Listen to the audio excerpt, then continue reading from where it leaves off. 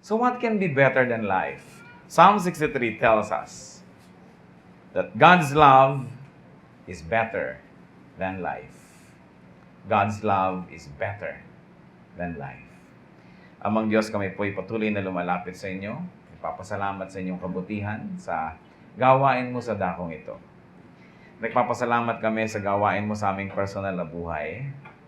Nagpapasalamat po kami, Panginoon, sa ginagawa niyo sa amin bilang isang kapatiran. Napakabuti niyo sa amin. At sa aming pagdiriwang ng iyong kabutihan, minamabuti namin, Panginoon, na ito'y ituon sa iyong salita. Salita mo na naging dahilan upang magkaroon kami ng buhay na walang hanggan. Salita niyo po na patuloy na nagbibigay ng kulay, ng ganda, ng lakas sa aming buhay. At salita niyo na patuloy naming aasahan sa aming buhay espiritual. Mangusap nga po kayong may kapangyarihan at nawa, Panginoon, sa bawat karanasan ng bawat isa, kayo ang magbigay ng mga personal na kahulugan ng aming mga pag-aaralan. Ang aming pong hinihiling, kayo ang maging tunay na maging tagapagsalita. Ayaw namin makinig sa tinig lang ng aming kapwa-tao, nais namin marinig ang tinig niyo, Panginoon. Gamitin niyo po ang inyong lingkod na daluyan ng iyong pagpapala, maitaas po namin ang iyong pangalan, but be our speaker, O Father. We ask you, by your power and by the Holy Spirit, that you will enable us to unlock the mysteries of your word, the wonders and mystery of the poetry of the Psalms, at makita namin, Panginoon, ang iyong personal na mensahe para sa aming lahat bilang isang kapatiran at para bawat isang tao. Mangusap po kayo, we reject and rebuke all work and powers of evil, and we ask you, Holy Spirit, bigyan niyo po kami ng kaliwanagan. We seek you, Father, confident that you hear as we ask in Jesus' mighty name. God's love is better than life. Binasa na po yan at ng ating ngayong sasariwain ng bahagi. Psalm 63 verse 1. O God, you are my God. Earnestly I seek you. My soul thirsts for you. My body longs for you. In a dry and weary land where there is no water. So si David actually noon ay nasa desert. At lalong-lalo naman na nakita niya yung kahulugan ng buhay sapagkat maraming threat sa buhay sa isang disyerto. There are many poisonous animals. There's no water. There's no food. Not to mention that there are also very dangerous human beings who may be around. Nasa panganib siya. Sumalit siya yung nanalangin sa Diyos at ipinakita niya ang Diyos, God as object of love. God as object of an interest, which is a very loving interest. Kadalasan po, ang ano bang object natin when we think of God? God becomes an object of requests, hingian, hilingan, an object of supply, bigyan nyo kami nito, bigyan nyo kami noon, object ng protection, na i-protect nyo kami, laging giver ang Diyos. But David teaches us another way to look at God and to treat Him as an object of love. Napaka-romantic, kung tutuusin. So God as object of love was identified. Sabi niya, you, not other gods, not people, not things, not ideas, you are my God. Walang iba. Kayo ang aking mahal, I earnestly seek you. So God as object of love is also sought. Una, in-identify, kinilala na ito ang aking iniibig, itong umiibig sa akin, ito yung object ko. In-identify. Walang iba. Tapos, laging hinahanap. Sabi niya, I earnestly seek you. Pero tayo, kumakanta ng mga hinahanap, hanap kita, di ba? Lalo kung Pasko, hindi naman Diyos yung hinahanap. Tao. Laging hinahanap kita. Nasaan ka ba? Nag-travel ako. I traveled the world. At naghahanap ng pag-ibig ng kapwa-tao lamang.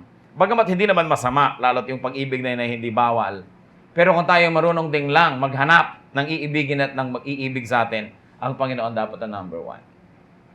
Si David meron nga yung very awkward record na napakaraming inibig at napakaraming umibig.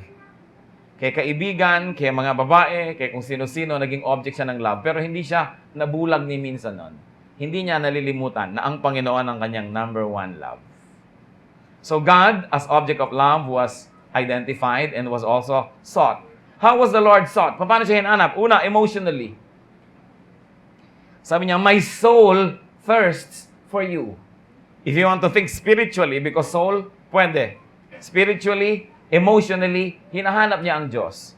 Gaano po sa atin karami ang emotionally involved with God? Yung namimiss mo ang Diyos. Pagka hindi ka nakakapagbasa ng Bible, hindi ka nakakapag-church, hindi ka nakakapag-meditate, namimiss mo ang Diyos na tila baga siya isang tao rin na object of love and source of love. But sabi niya, I seek you. My soul thirsts for you. And also, the Lord is sought physically. Sabi niya, my body longs for you. Lahat na ng angle ng pangangailangan, emotional, spiritual, physical, sabi ni David, my body longs for you. Napaka-personal ng relasyon nila. May mukha, may kulay, siguro may amoy yun, merong personalidad. Hindi lang parang Diyos, parang espiritu, parang usok, parang impersonal force, power like gravity. Kundi personal. God is a person and can be loved personally and can love us personally. Sa pagpapatuloy po ng pagbabasa natin ng Psalm 63 verses 2 to 3, I have seen you in the sanctuary and beheld your power and your glory, because your love is better than life. So God, as object of love, is experienced. Sabi niya, nakita na kita. I have seen you. I have beheld you. Naranasan kong mahalin ka at naranasan kong mahalin mo. It has been experienced. Hindi lamang hinahanap, kundi natagpuan na rin, kaya patuloy na hinahanap-hanap ang pag-ibig ng Diyos. Psalm 63 verses 3 to 5. My lips will glorify you. I will praise you as long as I live. And in your name I will lift up my hands. My soul will be satisfied as with the richest of foods. With singing lips, my mouth will praise you. So God, as object of love, is celebrated. Celebrated with praise and singing. Di ba pagkain labang tao, kinakanta-kantahan yung mahal niya, nahara-hara na nung araw. Tapos dumating yung panahon, papakinggan mo na lang sa jukebox. Alam na niya na siya yun. Siya yung D10 o kung sino man. Pagkatapos ngayon, tinetext-text, umuso pa yung mga singing cards. Yung ang dami, laging kinakantahan, isineselebrate kahit iba't iba yung media na ginagamit. Kahit anong medium ang gamitin mo, you celebrate your love with praises and with singing. Kaya nga laging pinupuri ng isang tao ang kanyang nililigawan, ang kanyang mahal sa buhay. Sabi niya, I will praise you as long as I live. Napansin niyo ba? I will praise you as long as I live. Hindi as long as I am healthy, as long as I am wealthy, as long as I am happy, as long as I am successful. Hindi. As long as I live. No matter what the condition of my life is. Walang patakaran ang pagpuri ni David sa Diyos. So niya, habang ako'y may buhay, pupurihin kita. Ano pa? God as object of love is celebrated with lifting of hands. Meaning, prayer. Sa kanila kasi mga symbol yan, nagpe-pray, lifting of hands. And with satisfaction. Sabi niya, my soul will be satisfied as with the richest foods. Gaano karami sa atin na pag nananalangin, sinasabi natin yon that I am satisfied with you, I have been satisfied with you, O God, and I will be and continue to be satisfied with you. Na parang kung ano ang aking kasiyahan sa pinakamasasarap na pagkain, ganun ang kasiyahan ko sa iyo, O Diyos. O pag kikipag-fellowship tayo kay Lord, lalo nagpe-pray, imbes satisfaction ang ating i-communicate, lagi na lang kulang. Lord, kulang po ang ganito, kulang ang ganyan, kulang ang ganito, reklamo dito, daing doon. But David was celebrating the object of his love, God Himself, with satisfaction. Di ba nakakatuwa na yung tao satisfied?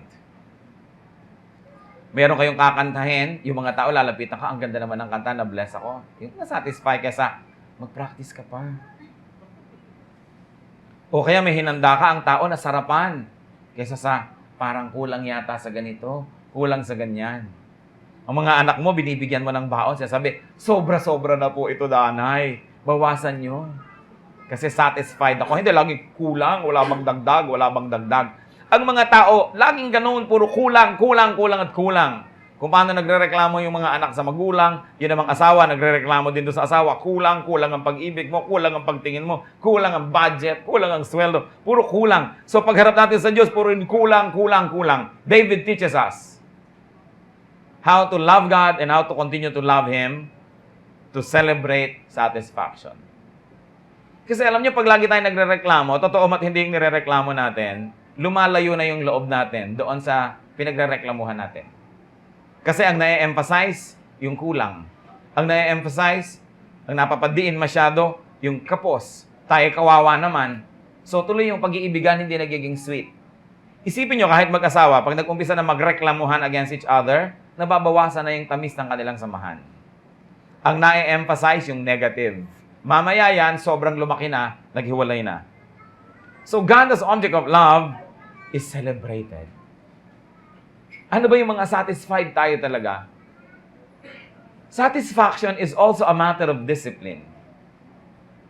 Satisfaction is not a matter of volume of how much we get, but how much we teach ourselves to learn, to enjoy, and to be happy with, and to be contented with what we get. Some people want to get what they want, and there are people who want what they get. Natututo sila maging satisfied. Sumasaya sila.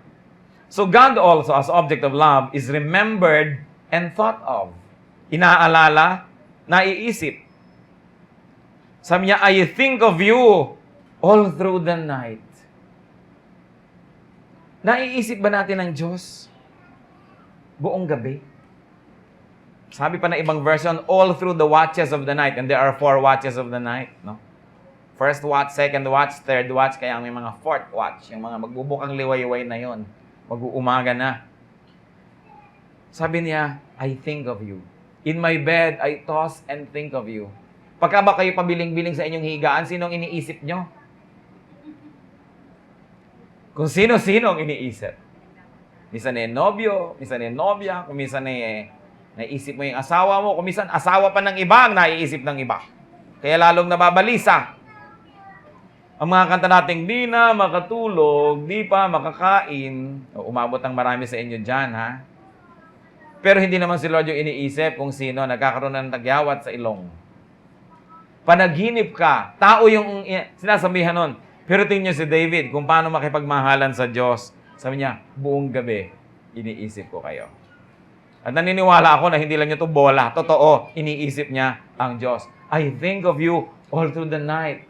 Naranasan na po ba natin yan, yung buong gabi iniisip mo ang Diyos? At hindi lang dahil may sakit kayo at ino-operahan bukas, Diyos ko po, bigyan niyo ko ng pambayad, sana po magising pa akong muli, matapos magkaroon ng anesthesia. Dahil yan nagkaka-anesthesia, kadalasan nagkaka-amnesia. No? Naalala nga ang Diyos, pero hingi na naman ang hingi.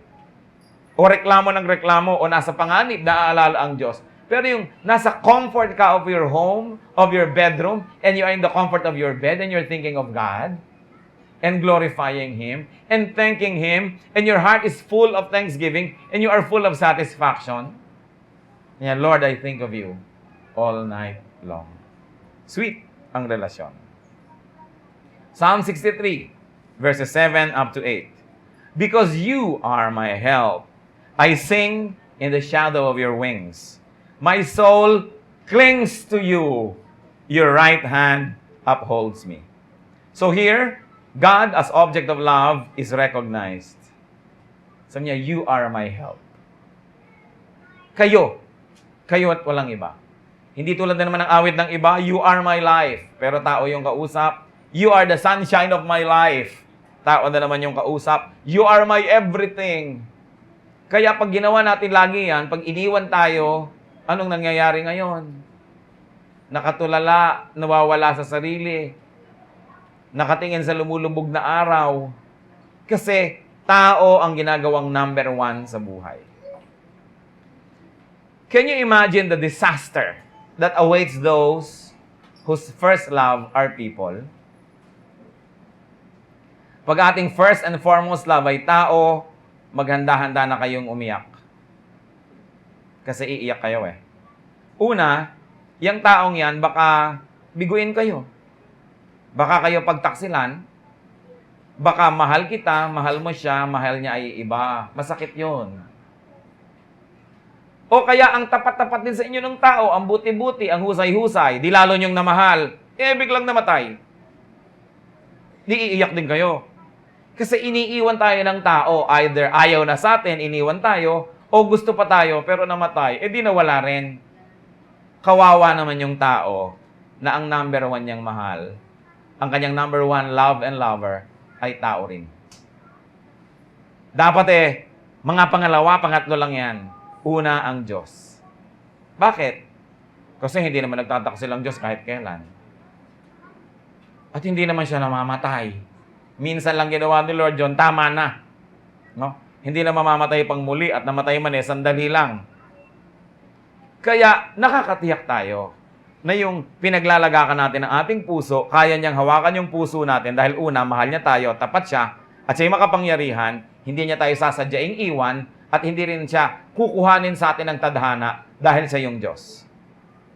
Yung tao na Diyos ang kanyang number one na mahal, at pinapayagan niya ang Diyos na mahalin din siya, yan yung tao na nakakaranas ng kapayapaan, yan ang tao na nakakaranas ng kaligayahan, at yan ang tao na hindi na insecure o natatakot sa hinaharap. Dumating man at umalis ang mga tao sa ating buhay, ang mga Anthony at Cleopatra, ang mga Romeo at Juliet, ang mga Goryeo at Tekla, di ba? Ang mga Rico yan at mga kung sino-sino na Claudine. Stable tayo kasi yung number one natin, hindi natitinag, hindi naiiba, hindi nawawala. Kaya sabi ni David, talagang, your love is better than life. At nararamdaman, nalalaman. So God as object of love is recognized. And then we see here that God as object of love is submitted and clung to. Kinakapitan. Sa Kanya kumakapit. Sabi niya, in the shadow of your wings, I will rejoice. Marahil naiisip ni David kasi siya ay laking bukid. Yung mga inahing manok na lumilimlim sa kanya yung mga sisiw, safe na safe. Talaga namang hahabulin ka ng inahin na to pagka hinabol-habol mo yung kanyang mga kitik. No? Talagang ipagtatanggol niya, binibigyan niya ng warmth and protection. O baka naiisip niya yung winged creature doon sa Holy of Holies. Na sinasabi niya, in the shadow of your wings, I will rejoice. I feel secure. Nasaan ba yung ating security? Pag dumating yung taong ito, secure na secure tayo. Pero pag wala na, insecure na tayo. Yan ang mahirap kung sa tao umaasa. Pero sabi niya, in the shadow of your wings, I will rejoice. That I will not only enjoy protection, but I will also submit. Yung ba namang napapailalim ka sa baguwi, sa pakpak ng iba, submission yon. Sabi, I submit. And because I submit to you, I enjoy your protection and your love. Sabi niya, my soul clings to you, to God. Yung isa na namang kanta, with His hands, I will cling to you. Tao na naman yung kakapitan. Mga Pilipino pa naman, ang hilig makinig sa love song. Ang dalas tuloy malungkot. Ang mga Pilipino pa naman, dahil mabubuting loob, kaya dali-daling mahulog ang loob. 3 beses mo lang abutan ng kape, in love na sa'yo. Sa pang-4 na araw at di mo abutan, namimiss ka na, siya na tong mag-aabot sa'yo habang buhay. Bumalik ka lang. Napakadaling ibigay ang puso. Kaya, napakaganda sana yung ating kalooban na ganon, maidirect, mai-channel sa godliness, na maibigay natin yung ating puso kay Lord, na sa Kanya mahulog ang ating loob, sa Kanya tayo tumanaw ng utang na loob, sa Kanya tayo makipag-ibigan, then we will be the happiest people on earth. Alam nyo kasing umiibig ng lubha sa kapwa-tao, nakakarating yan sa highest point siguro of happiness, human happiness, pero tiyak lulusong din yan sa pinakamalalim na bangin ng lungkot. Because the same person that can make you happy can make you sad. Di ba yung mahal nyo lang naman ang nakakapagpasaya sa inyo, pero yan din ang nakakapagpalungkot sa inyo. Kung yung presence niya nakakapagpasaya, yung absence niya nakakapagpalungkot. Kung yung katapatan niya nakakapagpasaya, ang pagtataksil naman niya, ang ipagluluksa nyo talaga. There's a very thin line between love and hatred. That it is so easy to hate the one you used to love. And it is so easy to destroy the thing that you love. There's a movie from France, I think, that has a theme song that keeps saying, a man kills the thing he loves. There's a tendency to kill that which we love with too much affection, too much presence, too much control, too much jealousy. Kaya, napakaganda na yung love, mailagay natin sa tamang perspective. Mauna ang Diyos. Diyos muna. Pag nauuna ang Diyos, ang lahat malalagay sa tamang lugar. Pero oras nauna yung tao, pati yung pakikipag-ibigan natin sa Diyos, nasa sacrifice. Gano'ng karami na ang young people na wala sa church kasi umibig. Napakarami mga tao, napakainit ng pag-ibig sa church and church work. Nung nagka-in love na wala na, di mo na nakita. Pinalitan na ng tao ang trono ng Diyos. Sa palagay nyo, kaya sasaya tayo ng ganon? I don't think so. May konting saya, pero ginagarantay ako, malaki ang lungkot. May bayad ang lahat. Nothing is for free. Kaya napakasarap si Lord na lover and friend eh. Kasi yung utang natin, siya nagbabayad. Kaya hindi tayo nagbabayad. Eh kung wala siya sa buhay natin, wala siya sa picture, lahat ng utang natin, tayo ang magbabayad. Kaya napakasarap na ang Panginoon number 1 sa ating buhay. My soul clings to you. Sabi. What are the fruits of having God as object of love or as lover? Psalm 63, verses 9 up to 10. They who seek my life will be destroyed. They will go down to the depths of the earth. They will be given over to the sword and become food for jackals. So anong unang-unang nagiging bunga kung ang Panginoon ang number 1 nating love at mahal natin siya at nakikipag-ibigan tayo ng malapit? Protection from one's enemies. Destruction of one's enemies. Especially protection from other objects of love that can frustrate, damage, destroy, or kill. Ang mga young people naman, pag pinagsasabihan mo, akala mo ka kontrabida sa kanilang kaligayahan. Dapat isipin kasi wala namang pagsisising nasa una. Kailangan nakikinig talaga sa nagpapayo. Eh ano naman ang kinalaman nun? Kasi kadalasan, ang number 1 na kalaban ng ating kaligayahan, hindi ibang tao, sarili natin. Tayong humuhukay ng ating paglilibingan. Kaya ang sabi, those that seek my life will be destroyed. And siguro, parenthetically, even I am the one seeking my life, trying to destroy myself because of my foolishness. That will be destroyed too. Pagka inilalapit ko ang aking kalooban sa Panginoon. Kasi naiko-correct ako eh. Alam niyo yung lumalapit sa Panginoon, hindi lang naman yung Panginoon as God yung nilalapitan natin. Nalalapit din tayo sa kanyang mga spokespersons. Nalalapit tayo sa mga tagapayo, sa mga umaawit, nananalangin, nagsisermon, nagtuturo, na-expose tayo sa maraming bagay that can equip us to make good judgment. Therefore, we get protection. At sabi dito, God destroys my enemies. Why? Kasi malapit ako sa Kanya. What happens? Church, are you listening? What happens if God destroys your enemy, pero nakayakap ka sa enemy mo? Oh, damay ka. Kaya lumalayo tayo doon sa enemy natin. Di natin iniibig yon. Halimbawa, pinatamaan ni Lord ng kidlat ang lahat ng nagda-drugs, baka kasali tayo. Halimbawa, nilunok ng lupa ang lahat ng nangangalon niya. Oh, makakaahon ka pa ba? Baka mas malapit ka na doon sa Russia kaysa sa Pilipinas, sa lalim ng pinagkalibingan. Ang problema kuminsan sa mga tao, sinasabi natin, Lord, destroy the devil, destroy the enemy, destroy evil. Ay, yung pala kasama natin. Kaya sa Sodom at Gomorrah, nung papaulan na ng apoy ang Sodom, anong ginawa ng mga anghel ng Diyos? Inilikas nila itong si Lot at ang kanyang pamilya kasi kasama ng mga pauulanan ng apoy. That's why we should not live in Sodom. And we should not interact closely with Sodomites because when they receive judgment, baka nandun din tayo. Madamay tayo. Maybe not fully, pero sunog-sunog ang buhok mo, pasa-pasa ka, nasaktan ka rin. Kaya dapat clear sa atin, ito yung love ko, si Lord, I will hate whom He hates. And He hates evil. He hates sin. He hates Satan. Therefore, I will hate anything that has anything to do with evil.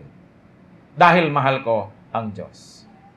Di ba isang malaking kataksilan na may asawa ka, pagkatapos may kalaban siya at kaaway, tapos lagi mong kasamang nagme-merienda, kasama mo lagi nagpapahinga, nagpapasyal, kalaban ang mahal mo sa buhay? Kaya dahil mahal ko ito, kakamuhian ko yung kinakamuhian niya. So that when God has to destroy my enemy, God will not have to hesitate because I'm far and I'm safely far enough. Ano pa? Sabi ng 63 verse 11, but the king will rejoice in God. David referring to himself. All who swear by God's name will praise him, while the mouths of liars will be silenced. A wonderful, wonderful song or poem. Psalm 63. At ano pa ang fruit of having God as object of love? Rejoicing. Sabi niya, but the king will rejoice in God. Tanong, kung walang rejoicing sa buhay ng isang tao, anong wala? Anong kulang? Kulang yung love affair with God. Because our love affair with God brings about rejoicing. So, pwede nating i-assess ang sarili natin. Meron ba akong strong and beautiful love relationship with God? Tanong, may rejoicing ba ako? Kung wala, edi kulang siguro yung love life ko. Love life with the Lord. God's love is better than life. God as object of love, as giver of love, and as lover, must be identified, sought, experienced, celebrated, remembered, recognized, submitted, and clung to. Each of those which we have already discussed. Need I say, brothers and sisters, love God. Gawin yung personal, hindi lang para siyang hangin, para siyang ulap. Mahirap namang mahalin yun. Gawin natin yung personal. Sapagat ang Diyos may emosyon, nagmamahal, naninibugho, hinahanap-hanap din ang tao, mahal tayo, gusto makipag-fellowship with us. Kaya ang sinasabi, love the Lord your God with all your heart and with all your soul and with all your mind.